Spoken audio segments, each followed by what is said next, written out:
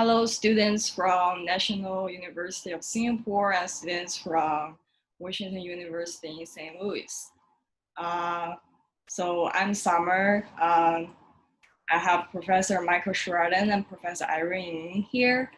We are going to do a joint lecture on asset building.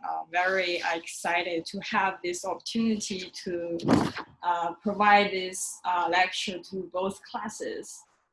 First, I will introduce those two professors. We are very grateful to have Dr. Irene Ning from National University of Singapore. Dr. Irene Ning is an associate professor of social work and director of social service research center in the National University of Singapore. She holds a joint PhD in social work and economics from the University of Michigan. Her research areas include poverty and inequality, intergenerational mobility, and social welfare policy.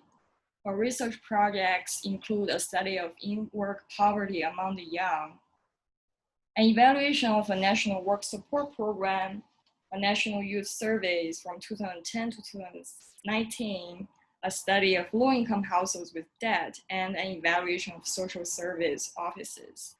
She is active in the community, serving or having served in committees in the Ministry of Social and Family Development, National Council of Social Service, Ministry of Manpower, and various voluntary welfare organizations. Her teaching areas include poverty policy, welfare economics, and program planning. So Professor Irene is going to give us a lecture on savings and housing policies in Singapore. And next, we are very fortunate to have Professor Michael Sherraden from Washington University in St. Louis. Dr. Michael Sherraden is George Warren Brown Distinguished University Professor at the Brown School, Washington University in St. Louis. He is the founding director of the Center for Social Development. Dr. Sherraden introduced the concept of asset building or asset-based development and has led research on asset building and community development. He has received widespread recognitions for his impact on public policy and is the creator of the Individual Development Accounts, a match savings program designed to help working poor people save money and accumulate assets. IDAs have been adopted in federal legislation and in more than 40 states in the US. His current research project, an experiment testing universal child development accounts in a full statewide random sample of newborns. This study has informed inclusive and progressive child development accounts in several US states and many other countries. Among other awards, he has been a Fulbright scholar and listed by the Time magazine as one of the 100 most influential people in the world. We are very lucky to have Professor Michael Sherraden in this lecture today. And finally, I will humbly introduce myself. I am Sicong Summer Sun. I'm a PhD candidate at the Brown School of Social Work, Washington University in St. Louis. Actually, I'm co-teaching an asset building class with Dr. Sherraden at Washington University in St. Louis. I also earned my MSW at the Brown School with the concentration of social and economic development and a research specialization. My dissertation research looks at racial ethnic differences in the relationship between wealth and health. It is funded by the National Association of Social Worker Foundation's Jane Aaron Doctor Fellowship. My research interests include social determinants of health, asset building and financial capability, and as well as poverty and social mobility in both US and global settings. I also work as a research associate at the Center for Social Development. Here are our contact information. Feel free to reach out to us if you have any questions after this lecture. And then I will hand over to Dr. Irene Ning on her lectures on savings and housing policies in Singapore. Thanks, Summer, for the very nice introduction. And thanks, Michael, for doing this collaborative lecture with me. And actually, Michael has always been a good friend and champion for Singapore. So I'll share with you on the savings and housing policies in Singapore, touching on not only the broad policy features, but also some of the current challenges in savings and housing for low-income households. First up, savings policy is mainly through the Central Provident Fund in Singapore. This is a compulsory savings program for working Singapore citizens and permanent residents. It is publicly managed and based on defined contribution. What this means is that a retiree's income is based on what the retiree has saved, him or herself, during his or her working years. This is different from a fully funded system where current taxpayers pay towards the retiree's income. And the savings rates are pretty high. As this slide shows, for an employee aged 55 and below, the savings rate in total goes up to 37% currently, and then the rate decreases as the person's age increases. And this is understandable because as you get older, you should be drawing from your savings to spend on your needs rather than continue to save for future. Now, this slide gives you the key milestones in the CPF. It started out as a retirement savings program, but has since expanded. Now, Singapore became independent in 1965, but as you see, CPF was established in 1955. So it's not original.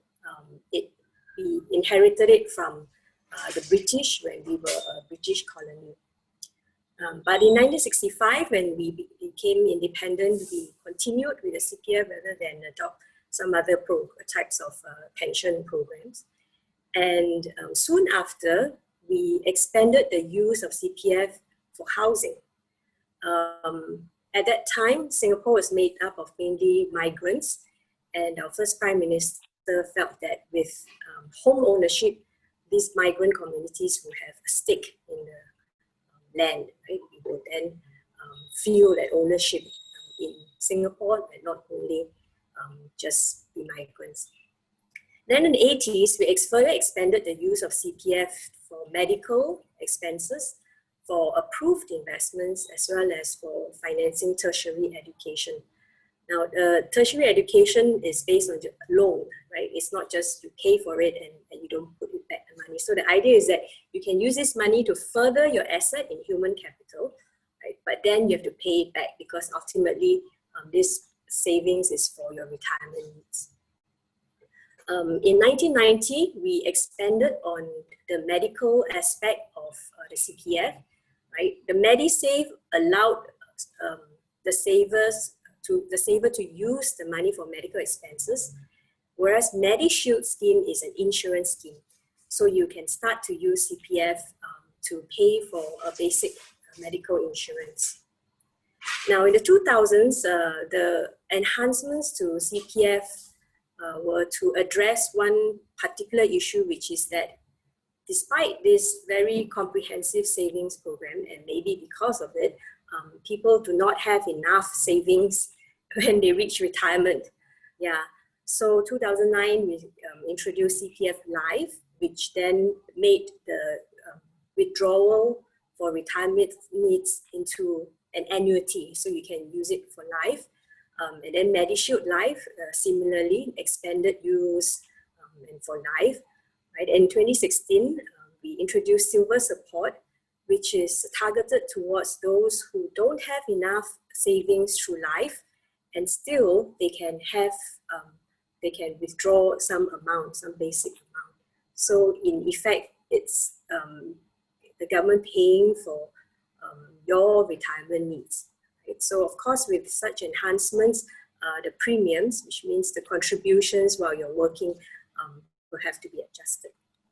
So in summary then, the CPF mainly is for retirement savings, but another very big piece is the home ownership, is for home ownership, as well as for healthcare needs, some investments, as well as tertiary education. Now, it might sound like, wow, it's forced savings, compulsory savings, but it's actually attractive too, because the interest rates are higher than what one would get in the bank. And also, it's not that you can just use all the money for all the other needs and then you have nothing left in your retirement savings. There is a minimum sum you must keep for retirement before you can use it, the CPF for. So the CPF has been great, right? It's an efficient and effective basic social security for most Singaporeans, but there are challenges. In Singapore, there's this saying that we are asset rich but cash poor, because a lot of our CPF monies are used to buy our housing. And so when you reach retirement, right, if you need to have money, you will have to sell the housing, right? And not many people can or want to do that, right? So that's for the general population, this challenge. But for lower income, as well as for other groups who don't have CPF or have insufficient savings in a CPF, then this is not a social protection for them, right? And these groups include homemakers, people who are self-employed, might have sporadic income, or their wages are just low. And with the aging population, the challenge is in meeting the retirement needs of the elderly. And currently in Singapore, the current old, those who have not had enough time to build up these CPF savings. And so in recent years, the government has come up with one-off other programs to meet the needs of the current old. Whereas for the future old, some of the things that I highlighted in the previous slide are ways that we are trying to meet the retirement needs, right, by extending the life of CPF withdrawal, by increasing the users at retirement. Right. So overall, CPF is regressive because the more you have, right, during your working years to contribute to CPF, the more you will get out of it and the more you benefit from the high interest rates and the other investments incomes. Right? And as I've just shared about some groups that are excluded, CPF does exclude the most vulnerable, and these groups will need to turn to other sources for social security.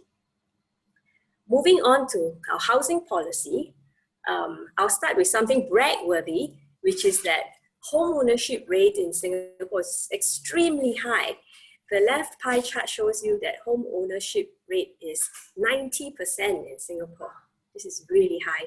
And most of us live in public housing. That's in the pie chart on the right.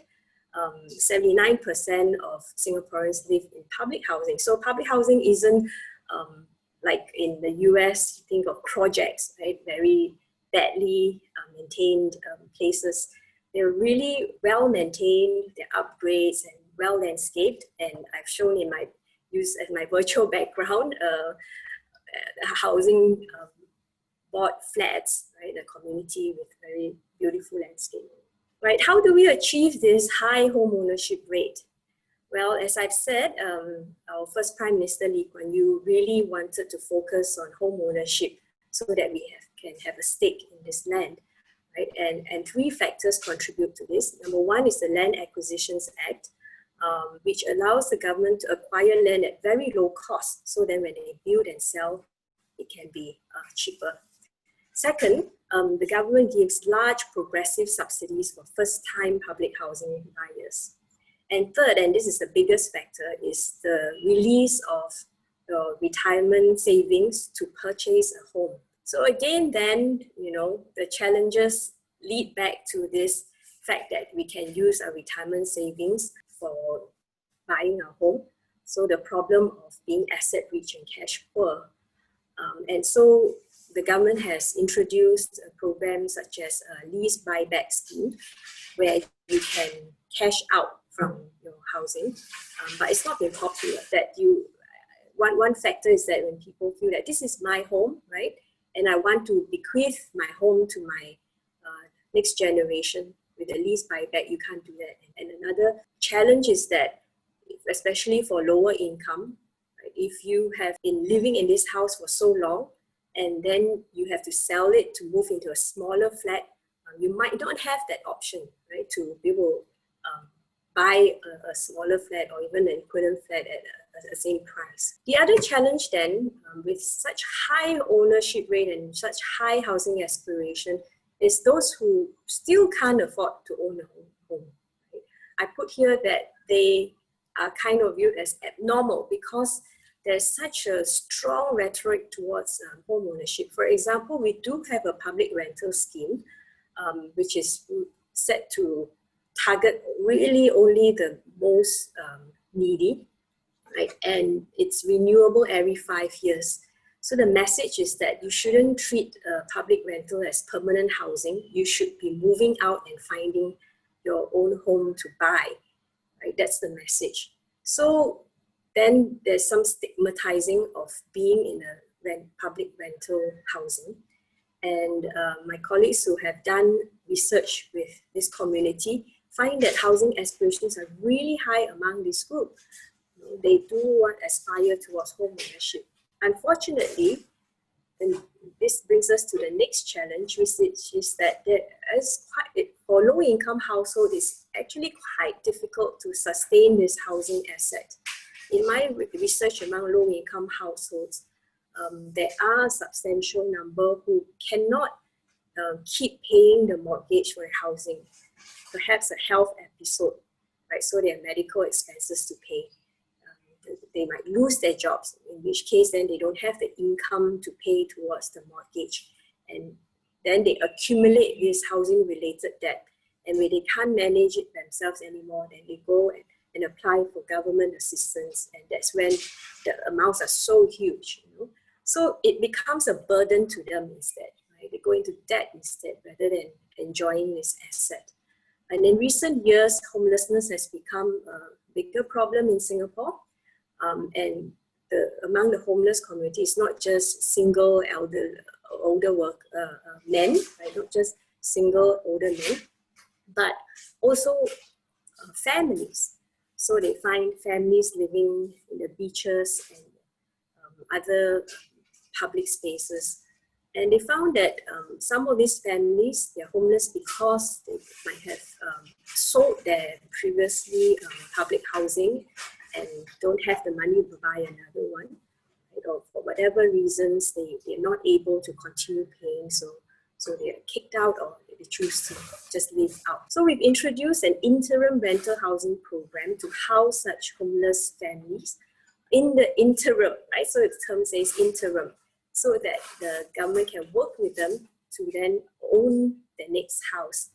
And one of these options is a Fresh Start housing program, which has restrictions. So if a family decides to move to Fresh Start housing, the lease is shorter and they have to sign a letter to agree to certain conditions. And that brings us to the next challenge. If you're low income and you buy a smaller flat that is low cost in the beginning, right, you won't enjoy a housing asset appreciation the way that the rest home buyers will enjoy. If you want to treat this as an asset that will appreciate in value and then you can cash out and buy another, it just probably is not an option for a low-income household.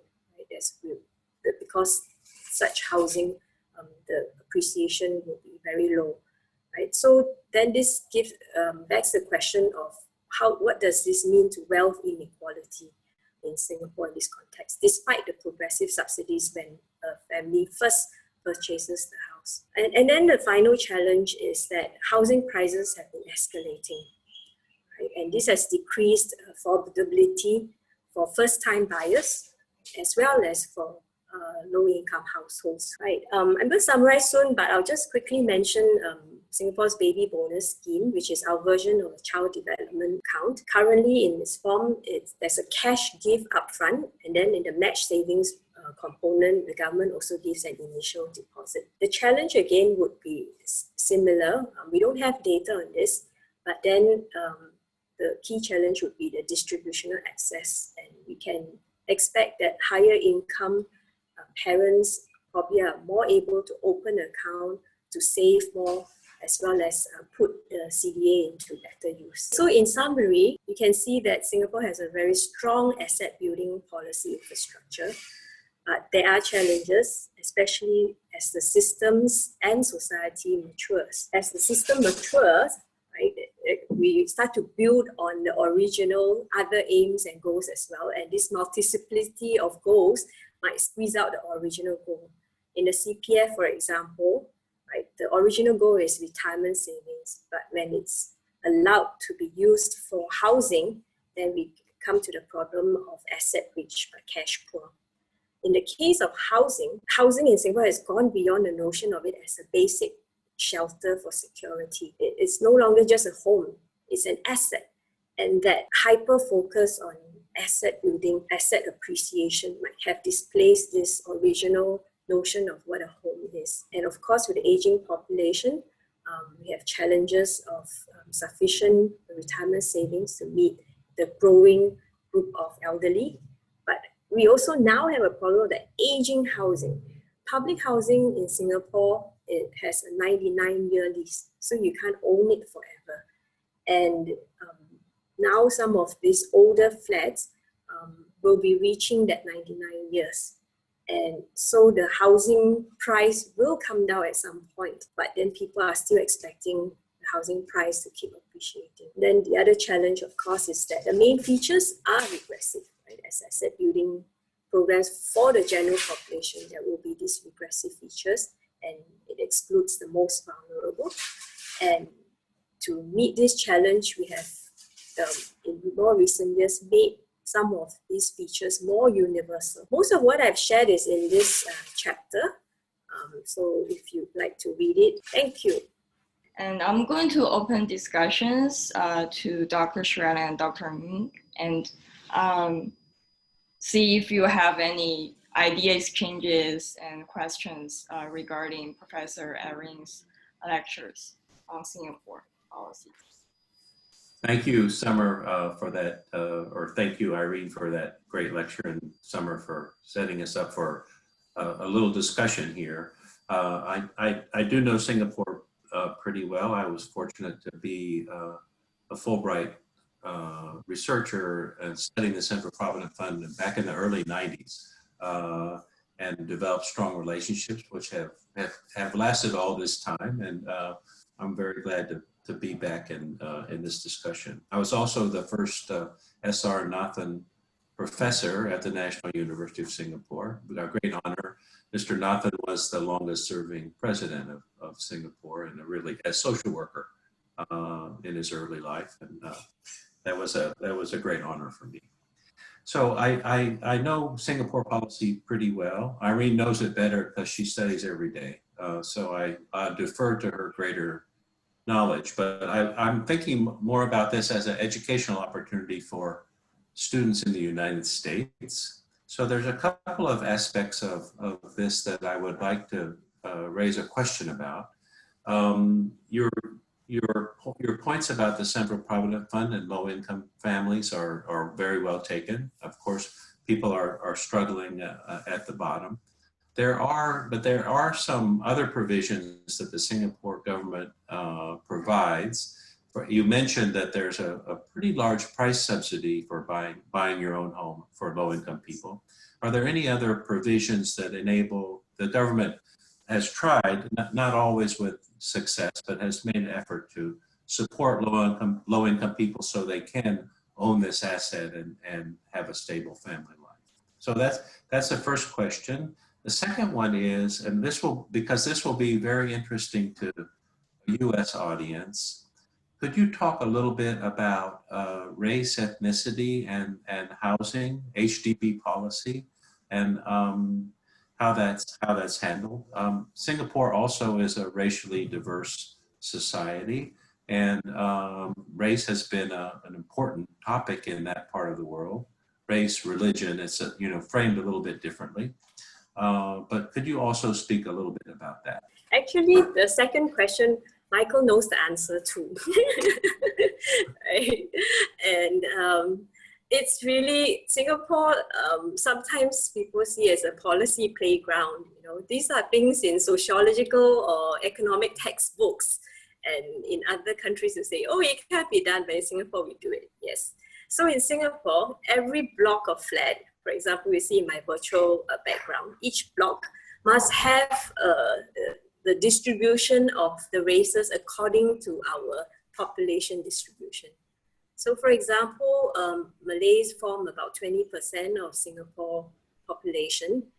If, of course, there's some margins that they allow. If say more than 25% of that block is made up of non-Malay, no, so it's not just not allowed. You just can't have more than 25% of households in that block to be non-Malays. And you won't be able to buy if, let's say, you're Chinese and you want to buy and your threshold is reached.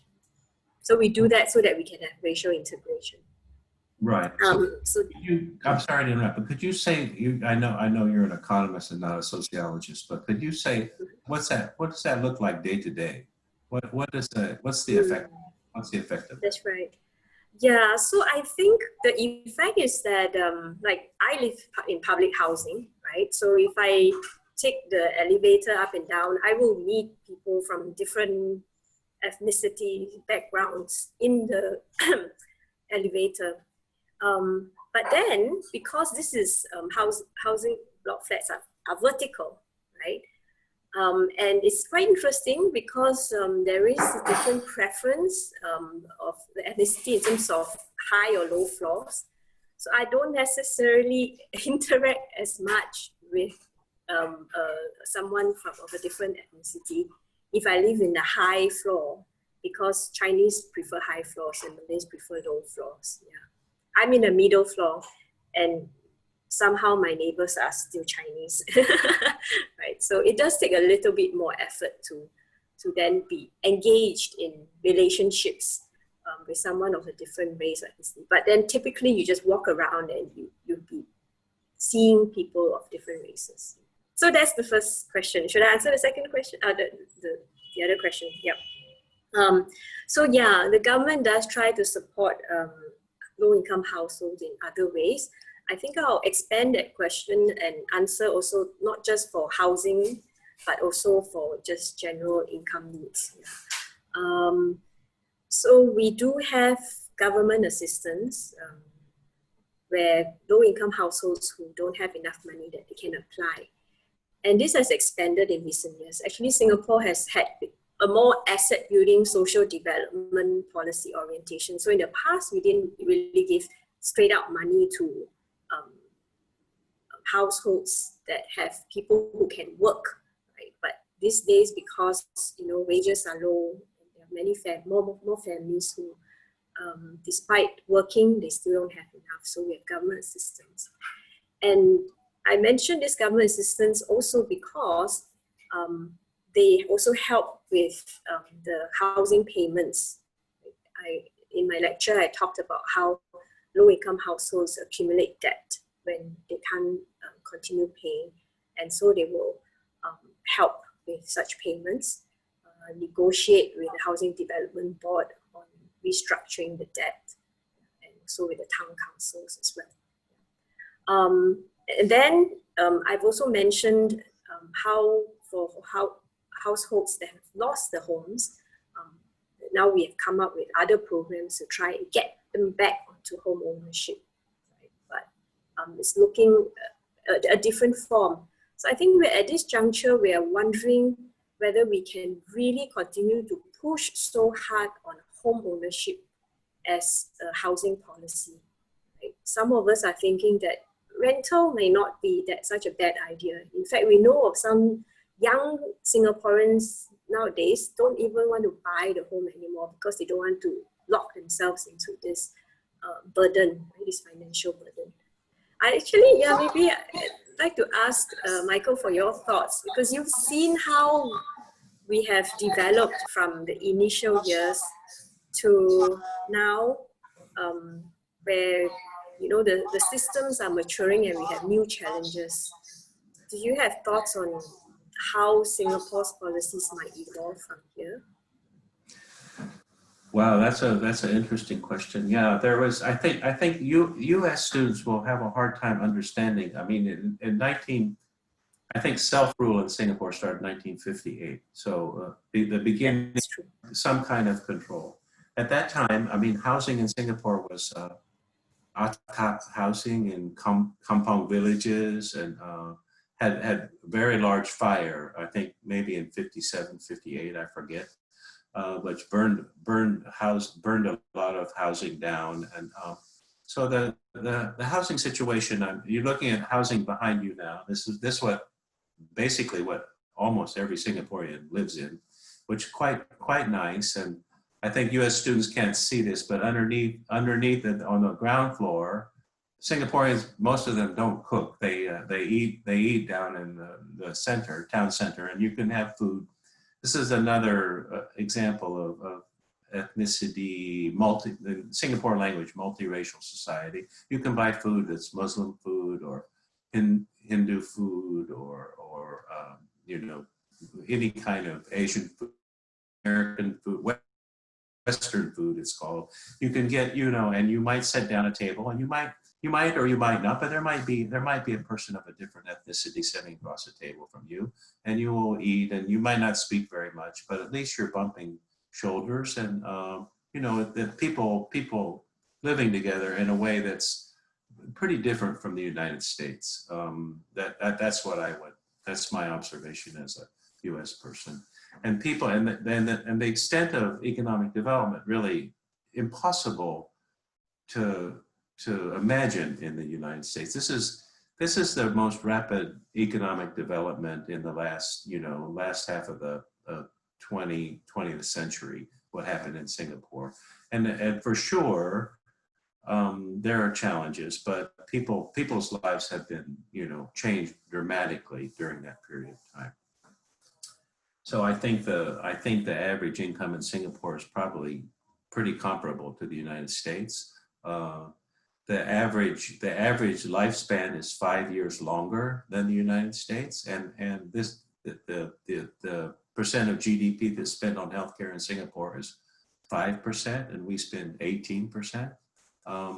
So there's some very interesting things to talk about. All of them complex, but the larger picture is this is rapid economic development, which the government has made an effort to bring Singaporeans along, not perfectly. And Irene, you do excellent work in bringing up like, well, this is not working very well for everyone, and raising these questions, which is what you should do as a professor in social work and social welfare.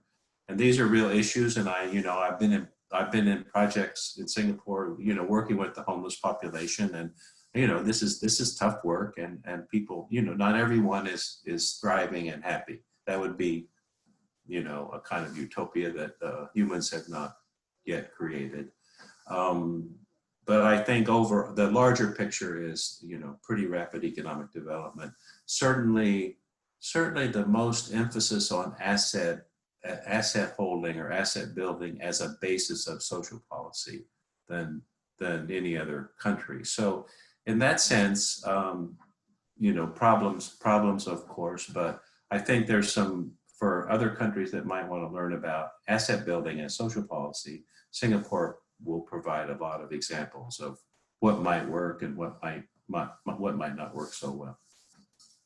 So Irene, do you have responses to this, and like what you think? You're in a much better position to know where Singapore might be going in the future. Right.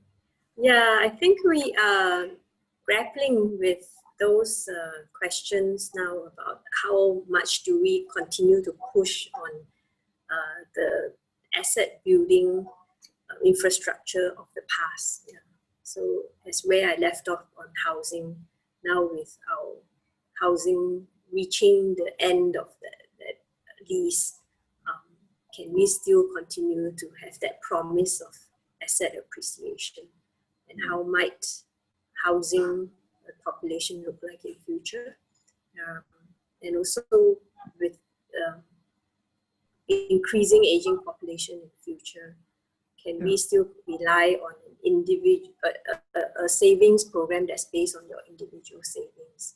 And also smaller families, you can't really depend on your children to be also taking care of your retirements. So all these population, demographic, and economic challenges too, because, and Michael, you pointed out, economic progress was fast, really fast in the 80s and 90s, but we're in a mature economy now too, so we can't have the same kind of economic development that we had in the past as well. Thank you so much to both of you for your insights and expertise. Myself, I am learning a lot from both of you. And next, we're going to have Dr. Michael Sherraden to give us a lecture on asset building as a social policy innovation. So I will talk about asset building as a policy innovation, and I, obviously I've been aware of Singapore for a long time, so there's some Singapore influence here. But this is an innovation that I think we should talk more about, because I think it's worth considering that we move some of social policy in the West more toward inclusive asset accumulation, and in contrast to the long focus which has been on income support. So this perspective is this is the way I view the world. Humans are very social, and this sociality is the basis of human progress. We talk about human progress in terms of technology and economics, but if we don't get the social parts right, then all of this technology and economic progress doesn't happen. To put it very simply, people have to work together, and we have to bring people along, and we have to solve problems that come up. And if we don't address the social part, and this lecture is about social policy, then we don't get the other parts right as well. It's I guess there's a I don't know what his current title is in Singapore, but there's a senior minister. He might be a Tarman Shanmugaratnam, who was head of the central bank and held a portfolio of several for the Treasury and also for social policy. Mr. Shanmugaratnam, or Mr. Tarman as he's known in Singapore, would articulate this to say that and I think this is fundamentally right, that in Singapore, social policy is viewed as something that you have to get right so you can have economic growth. This is an important point to make. In most of the rest of the world, social policy is viewed as something that you can do after you get economic growth. This is a very important distinction. And Singapore actually believed from the very early days of its statehood that they had to get the social part right or they could not grow economically. So if there's any one lesson that I hope students can take from this, is to at least entertain the idea that you have to get the social part right if you intend to be a strong economy. Oh, I should say the last part of that slide was that social requires work. It's not automatic. People have to work very hard to figure it out and put it in. So an example here is child development accounts. This is an asset building policy. So we'll just say a little bit about this policy development. So I wrote a book in 1991, or actually before I had gone to Singapore, and then I went to Singapore on a Fulbright right after that because I had heard that they were doing asset building policy. So I could go there and continue to learn. Think about these ideas. So why asset building? And this is important because really asset building is asserting really that it's important for people to build assets, not just have income for consumption. These are complementary ideas, but they're a little bit different. So income support policies arose in the 20th century industrial labor markets. The central idea was sometimes called the welfare state. And basically this is a series of income supports in various forms. Not time to go into that in detail. So these policies I think, are not a very good fit with information age labor markets. There's policy strain in many countries, and I think a lot of the policy strain that we're seeing in the U.S. right now is really related to the economic transition. Basically, income support policies were industrial era policies and not necessarily the best policies for the information age. So asset building is playing a larger role in the 21st century, and this is a kind of step-by-step process. That economic context is that a declining portion of income for economies is coming from labor, and a growing portion is coming from capital. It's really important to understand this distinction, because if a declining portion of income is due to labor and more to capital, then labor is receiving less income from the total economy. This is a fact. You could, if you look, the United States example might include Microsoft or Apple. They spend very little money on labor. They also spend actually very little money on capital. They generate a lot of money for the people who are working for them, but not that many. They don't need that many workers. As a result of these trends, there's rising inequality in both income and assets in most countries. So we live in a world of rising economic inequality. This is true almost everywhere. It's certainly true in the United States, certainly true in Singapore.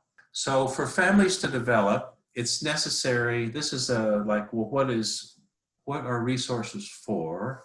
So for families to develop, it's necessarily also to accumulate resources to make investments in education, skills, property, enterprise.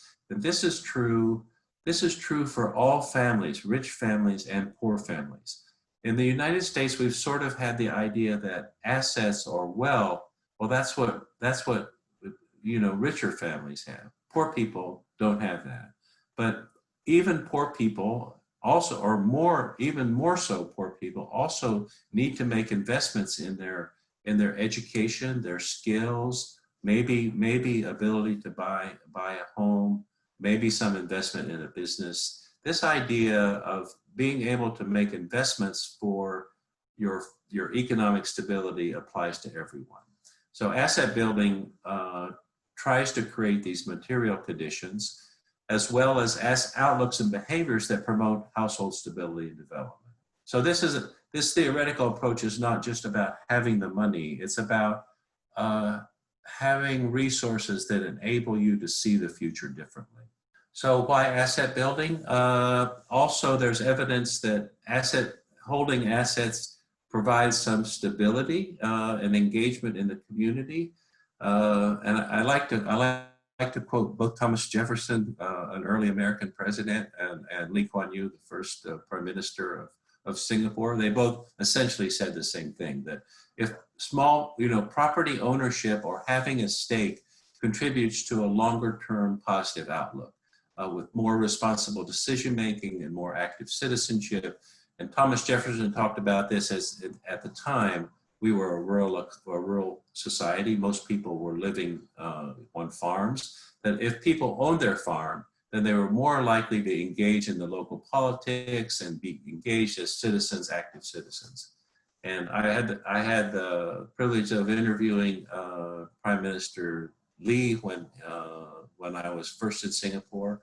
And I asked him why he shifted the Central Provident Fund, which was as Professor Ung has said, is why he shifted it from just a colonial era retirement system to begin to purchase housing, which I think 68, I forget exactly, but I think around then. And Lee looked at me like it was a silly question, but the answer he gave was a geopolitical question, because Singapore was still a relatively new nation, and it was a threatened nation politically. There were potential enemies all around. The survival of Singapore was not certain. The population, largely Chinese, was not highly committed to the national project. I mean, they more identified with being Chinese and coming mostly from southern China, and went back and forth, and didn't think of themselves as Singaporean. And the project of the early days of Singapore was to make Singaporeans be Singaporeans. And Lee answered and said, well, this is what he said, this is a geopolitical issue. If people don't own their house, if people own their houses, they will be willing to, fight for the country if they have to. It was really, I mean, I'm a social worker. This was a kind of startling answer to me. But this was the beginning of housing policy in Singapore. Okay, so asset building policy is not new, but it's not new in any developed country, but it's very often regressive. And I have to say, Irene is correct that Singapore HDB policy and CPF policy is regressive in many ways, but it's not as regressive as the policies that we have. So we spend over $700 billion annually on tax expenditures for holding homes, investments, retirement accounts. 90% of this money goes to households in the top 50% of the population, and most of that goes to the top 10%. And and most of that goes to the top 1%. So this is what in the United States, asset building policy is, I don't know how you would describe it, wildly regressive. It has no pretense of including everyone. So this regressivity is very little discussed. I mean, because this asset building policy in the US is in the tax system, it doesn't really come up. People don't talk about it as social policy. It is social policy, but people don't talk about it. It's kind of hidden. So we're not in an active conversation about it. So the question comes up from my point of view, why not asset building for everyone? So is a universal and progressive asset building policy possible? What would it look like? What are the challenges and opportunities?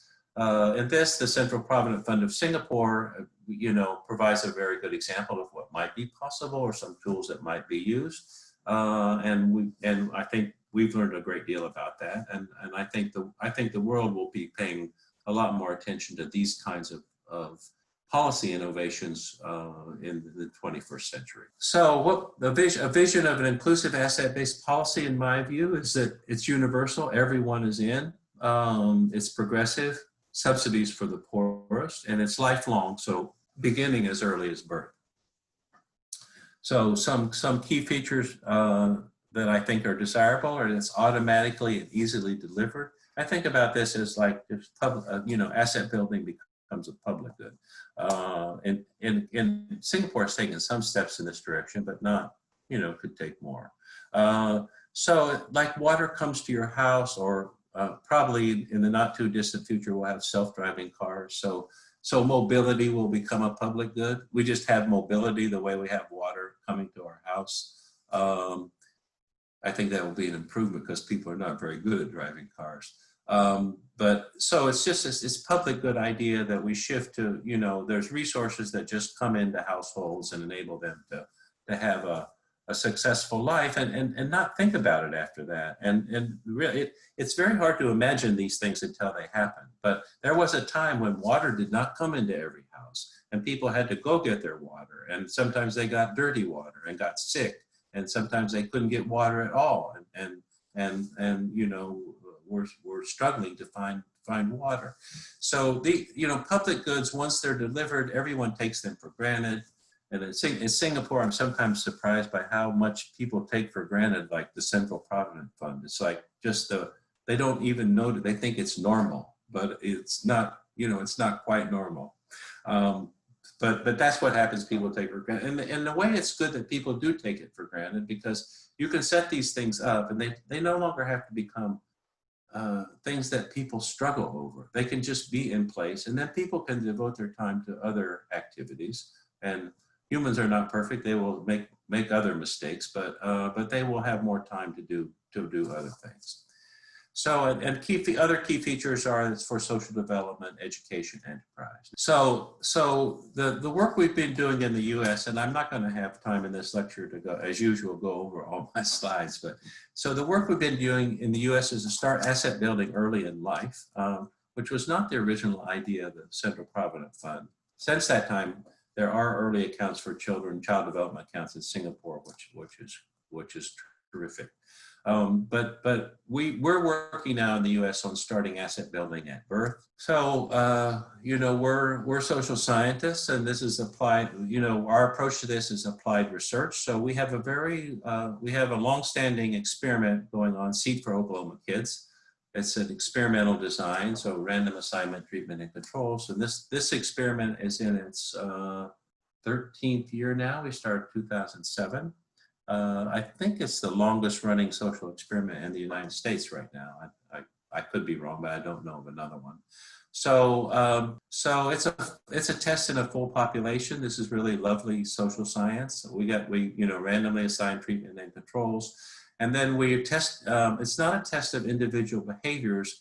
It's a test of the policy features of this policy model. So if we set up this policy model, which is to open an account, automatically open an account for newborns, and then put some money into it and have a process for accumulating money along the way. Does the experimental group do better than the control group? Basic scientific design. So we'll cut this a little bit short. So basically, yes, the outcomes are positive. As you might expect, the treatment group accumulates assets. Because these are long-term investment accounts, the asset growth occurs over time. So these differences between treatment and control and asset accumulation are pretty positive. And they're especially positive for the most disadvantaged children. So there's other positive development outcomes, and this is very much back to the Thomas Jefferson and Lee Kuan Yew view that it's not just about the money, it's about people's development and how they see the world and so on. So we find in the CDOK experiment that there's a more positive outlook for parents. We find improved child development. We find improved parenting behaviors. So we have a number of significant positive effects that in general indicate positive social development. So some lessons from this research. We know that without universal participation, because we have other projects with child development accounts that don't open accounts for every child. Without universal participation, the disadvantaged children will be disproportionately left off. So if we want a system that brings everyone in, then it has to be fully inclusive and has to be automatic. Early funding of CDAs is important. So if there could be an early sizable deposit for children, there will be more meaningful accumulation of assets over time. And you have to allow for the possibility that some families, the poorest families, are probably not going to be able to contribute much.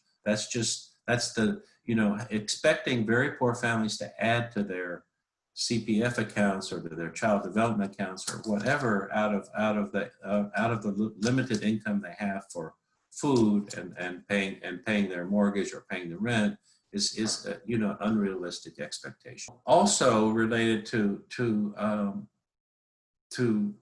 income inequality, that it's not, although savings match is desirable to incentivize savings, it's also going to be very difficult for some families to save, even if there's a savings match, and even if there's a strong savings match. So I ended up proposing individual development accounts as focused, a lot on savings match, and probably I would change that now. I wouldn't make the same proposal in the same way. Although I still believe in savings matches and they should be available to people.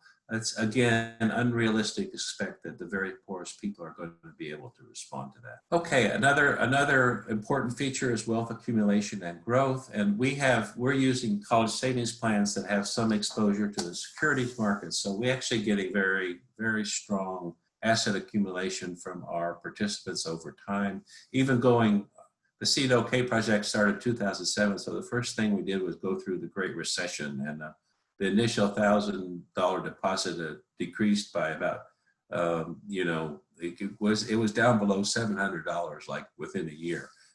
So it was a terrible start. But now that initial $1,000 has grown into over $2,000.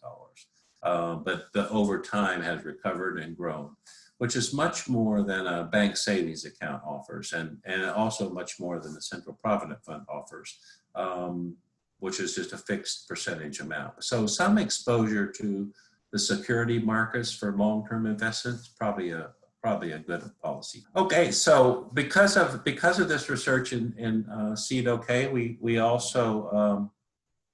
also took this knowledge to the policy process. So I'll go through this very quickly. We're applied researchers, so we try to take our knowledge to the field. So we've been working a lot in U.S. states recently. The federal government in the U.S. is a little bit dysfunctional at the moment, so we can't make much policy progress, but we are making progress in the states. So next slide. So we have now universal and fully universal and fully automatic account legislation passed in Maine, Pennsylvania, Nebraska, Illinois, and California. There's other states that are also pretty good, but not quite the policy model we would like to see. And we're in discussions with other states. So all of these states are, I'm very proud to say, actually, all of these states are using the policy platform and model that we created in CDOK. And because we documented that success, we're able to have these policy successes. We're working with St. Louis, where Washington University is very near the city of Ferguson, which became internationally known. So we work with the city of Ferguson and also with St. Louis City. So there's a program of child development accounts in St. Louis City now for all the school children. We're still working in Ferguson, but there's also quite a lot of interest at the state level in Missouri now with the state treasurer. And I'd like to emphasize also this, we live in a red state in Missouri. So the treasurer is a Republican and the governor is a Republican. But we are able to work in Republican states and Democratic states. So this is not a partisan idea in America. It's an idea that we can have a conversation about across political lines. Okay, so, and there's also national level discussion about CDAs and variations on this idea. There's a proposal actually making a lot of progress now for baby bonds, which I think is another part of the CDA discussion, although the baby bonds people might define it a little differently. It's basically, there's a lot of discussion about building assets, and especially assets that might bridge the racial divide in asset accumulation historically. Okay, so because of this work, we also have worked in Singapore. There's a baby bonus and CDAs that were initiated in Singapore. We were successful in getting under the Blair government Child Trust Fund was opening account for every baby in the UK between 2005 and 2010. And government change in that policy went away.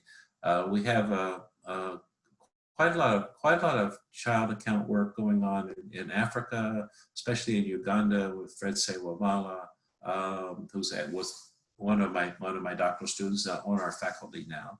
That work continues in Africa and will probably grow.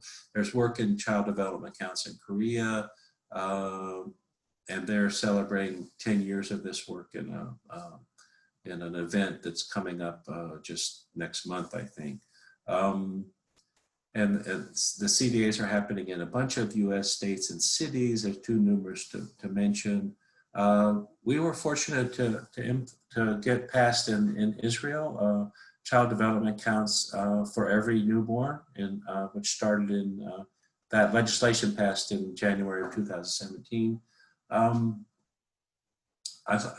We also are covering that, or that policy is covering the Palestinian children in East Jerusalem, which it's a very complicated place. So it's not, that has some positive aspects and some aspects that may not be so positive, but that, the world is complicated.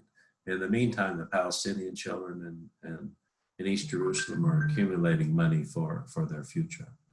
There's policy development in Taiwan, and a significant expansion is planned in Taiwan. and we're in policy meetings in Azerbaijan. So our view, this is the aspirational view, that if this work remains positive, then it's possible to think about an account for every child on the planet. The technology exists for this. We could do it. So that maybe would set up long-term asset building for every child, even the poorest children in the most underdeveloped economy. So during the 21st century, social policies will become more global. It's pretty clear, social policy as we know it is pretty much a national project. It's, nations do their own social policy. I think it's very likely that more of the social policy will reach beyond national borders going forward. I don't know how that will happen. I think it will be messy. But if that becomes a possibility, it could be that child development accounts is a good candidate for doing that. And the world could take on a project where it thinks about, let's develop all of our children, no matter where they're from. Let's help them all get a good start. So I'll leave you with that aspirational goal of a global policy that maybe can start with child accounts in every country, and then we could all think about how we fund these accounts for children in some village in Bangladesh or in Zambia or someplace where they don't have many resources. So I'll just leave you with that as a discussion point, and I went over time. Thank you very much. Thank you so much, Dr. Sherraden, for bringing us this wonderful lecture about the principles and why asset building, also a living example of how do applied researchers use applied evidence to test policy innovation and bring positive impacts to the world, actually. And finally, your visions and future directions for this work. I'm going to open up for questions and discussions for Professor Irene and Professor Sherraden. Thanks, Summer, and thanks, Michael, for that wonderful lecture. I was so excited to listen to you because, as you know, I teach this module called Poverty and Asset Building, and I have to cite Professor Sherraden a lot. And I'm excited that my students will now get to hear Professor Sherraden telling about the history of this, the origins, the thinking behind it, and even charting out a future vision. I think you mentioned during your lecture about how you are rethinking the match savings component, and I'd like to ask you to further elaborate on that, because you have warned against how match savings or savings in general tend to be regressive. And when we do match savings, it can be regressive, right? Especially if the population group that is targeted is wide. And it seems like there's so much to work through. What's the threshold? How much to match? So I thought, can you elaborate and share what you've learned and what your thinking is in the future? Okay. Well, we're learning all the time. So I think we've come to view the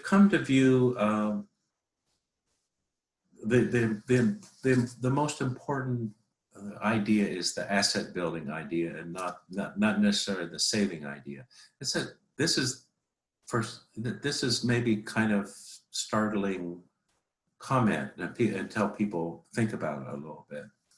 I believe in saving. I mean, I think it's terrific, and I think if people can save and develop that habit, that quality, and they even if they save little bits, it could make a difference in their life, and it's a good tool for living, because you can if you can save a little money, that gives you more options in life, and you're a little less vulnerable. So even small amounts make a big difference. So I'm very much in favor of that. I think, though, as a public policy matter, you can't build a large policy that depends primarily on low-income people saving enough to build assets. So the saving should be encouraged, and they should be rewarded about it, and they should feel empowered to do that. But I think especially for lower income people, some other resources like a large initial deposit or very, very high matches, or I think when I first proposed individual development accounts, I proposed that kids go, for every year they have a successful year of school, then another deposit goes into their account. And so there could be markers or rewards for behavior that the whole society needs. We value education, and this communicates to children and their families that it's, you know, going from grade 3 to grade 4 is actually very important, and we want to acknowledge that. Because that's a lesson about like what education is for and what the society needs. So I think some creative ways of building assets that don't depend totally on individual savings is really important. Yeah, that answer makes me think. Yeah, because your ideas of development accounts, whether it's child or individual, has really caught on right around the world, as you have shown. And people probably just take what you have suggested for America and plonk it in our different settings, you know. So, and match savings is one of those components. And in Singapore, as you know, probably in other parts of the world, the little match savings programs have come out, you know, just at the agency level, just for a few people, right? And targeted to low income. But then your vision is much broader than that. And I thought, what are your thoughts on that? Maybe what's your advice, right, for more countries and more people in Singapore who might continue to want to replicate that in different settings? Well, I think it's a good question. I think what's interesting to me to watch this in Singapore is that you actually have this match savings thing going on with the CPF, right? But I mean, the CPF is match savings, but money comes out of people's labor income and goes into an account, and the government matches that. Actually, it's a lot of money, right? So it's not. So this is match savings as a public good. It just happened. You don't really get a choice. You know, you're in Singapore, then that's what you do. So this is different from match savings as depending on individual behaviors, where people have to decide to put some money in and have it match. So I think that distinction is quite important. And I think when I first started thinking about this idea, I didn't think carefully enough about that distinction. I was looking for a way for money to get matched, but early on, there should have been. I mean, I actually think when I wrote Assets in the Poor, I was pretty clear about this. But that got applied to like lower income population and a kind of remedial, asset building policy rather than a systemic policy that works for everybody. So I think probably I was, I had a glimmer of the right idea, but then what can I say? When you're doing policy work, you don't really always get your choice. So we also, in the 1990s, we were able to get this idea started as a policy idea because there was interest in welfare reform, and we were able to ride on that policy discussion. In the long term, you could question whether because of that, we were able to introduce the idea of asset building. This language didn't exist. No one talked about that. We were able to introduce that idea and then begin to talk about the policy challenges and so on. But the actual work that happened in the world was really kind of not the big policy idea. And so that's just what happened. I think there's some good things about it because we introduce an idea, but there's some bad things or some not so quite so good things because then when emphasis all becomes on, I just don't think you can depend on individual behaviors as a solution for people's challenges when they have very little to work with, and it's not a desirable policy. If we really want all of our children to develop, we should invest in them, and I think that's a much stronger idea. Right. And you remember your asset building policy framework has the individual constructs as well as the structural constructs. You have to provide the structures, and then the individuals, you can work on those too. Yeah, so and that's the way we think about asset building and financial capability altogether. The structural features are essential, individual features, and together then there's some kind of action. I no longer even use the word behavior. I call it action that happens because of structures and individuals. That's really good to know. So now, in your vision of child development accounts, right, can you flesh that out a bit more? So match savings is not necessarily a key component, but you alluded to a bit more of the ideas of, like, say, having some amounts that are given at certain milestones for the child. Yeah.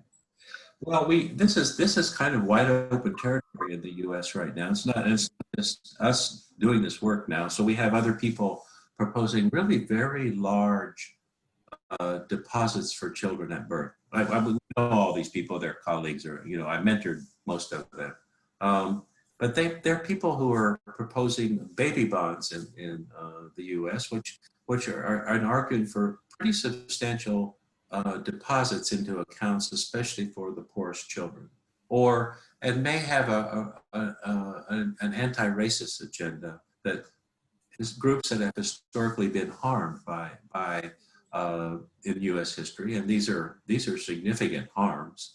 That some recognition and some extra boost is required if not to remedy that, because it can't be remedied, but as a way to be honest about what has happened and develop everyone, because we need everyone. So that discussion is pretty rich right now in the United States, and we're not 100% in control of it. So which is a good thing. There are other voices and other ideas are coming in, and I think the policy that I would like to see is that there's a pretty substantial initial deposit for all children, but a larger one for the most disadvantaged children, even much larger. And then along the way, there continues to be greater investments for the children who are really going to need the resources if they're going to develop. And I think the investment way of understanding that is the only thing that makes sense. That we really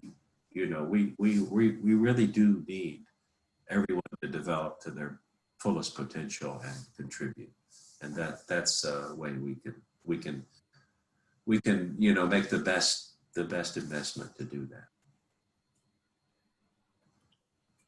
I think I also think this is a global, it's not just a national discussion. I tried to say that at the end. This is true for, we need this for every baby, everywhere. And that it would be I honestly believe that would be a wonderful project for the world. If we could understand, we've got a lot of problems. Humans make a lot of mistakes. We're trying to ruin our environment. We're trying to do a lot of things that are not very constructive. We can do better, but we will do better if we invest in everyone so they are able to contribute, and we can work together. Maybe it would help break down the differences across countries that are really counterproductive. And maybe we can have a little less militarism in the world. Wouldn't that be wonderful? And just work to like build the world. And I don't want to be too Pollyannish about this. I know that will be imperfect, but I think we could do a lot better about generating this kind of, we're all going to have to cooperate here, and maybe there could be some mechanism where we feel like we're working together. Kids are an ideal place to start with that idea, because nobody's against the babies, not yet. And I could see your eyes light up when you talked about Uganda, which is now committing to invest in every child. Yeah. And as you were talking, I was also reminded by how you have framed this in today's context, which is the widening inequality in many countries. And I do feel that from when you conceptualize your asset building model to now, right, really because of the challenges of inequality, your emphasis now on initial universal deposits and along the way in certain milestones, that's very key. Because, I mean, with wealth inequality widening, right, we need to address this issue in a different way. And I think universal and deposits for all with more progressive deposits for lower income is very key. Yeah, thank you. I think we learned a lot. I mean, you're in Singapore and you have to be, and you see every day, there are things that can be better and things that should be identified and criticized. But I think as a global project, Singapore social policy is way innovative. I mean, you guys are doing things that other countries have not figured out how to do. And it's not perfect. There's some things that don't work very well, but there's some things that work pretty well. And so it would be good if Singapore could, and I've always tried to keep nudging Singapore to do more of this. So it would be good if your example, becomes a little, gets into the world so people can think about it and debate about it and say, well, it doesn't work for this and we would never do that, whatever that is. But it would be a little more international engagement on these issues. So I think that would be a plus for other countries, and probably a plus for Singapore in the long run. So that's I've said this. That's a great pitch. I've said this so many times to colleagues in Singapore, but I'll keep trying. Right. Thanks, Michael. Summer, you have thoughts? Yeah, thank you so much for very productive and inspiring discussions. I'm learning a lot from both of you, both lectures.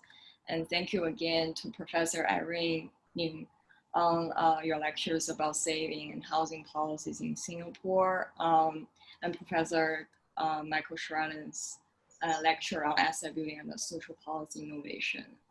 Just a few concluding thoughts to summarize both of your discussions, because I can see both when comparing your lectures and contrast, thinking about when both challenges, of course, remains for countries across the world in this field. However, we see both points that we need to address is how do we include everyone? How do we address the inclusive features of those policies, and how do we make it progressive to offset the historical harm to those vulnerable populations and to low-income people globally, not just to one country. And also, how do we propose those ideas to be lifelong and begin as early as birth? And we see a lot of opportunities because we're in an information age and technology is advancing. How can we take advantage of those technologies to build access to everyone? And also, I think Singapore gave us a great example of how do we integrate those social services? How do we integrate healthcare, education, housing, investment, and retirement together in one platform? And finally, how do we make the facilitation? I think policy makes it possible to make it automatic without counting on individuals' behaviors and backgrounds. So I will end this lecture on a positive note because we are still in a global pandemic, and I hope everyone is staying safe and healthy, and hopefully every child in the future on the planet will have opportunity to build assets. Okay. Thank you. Thank you, everyone.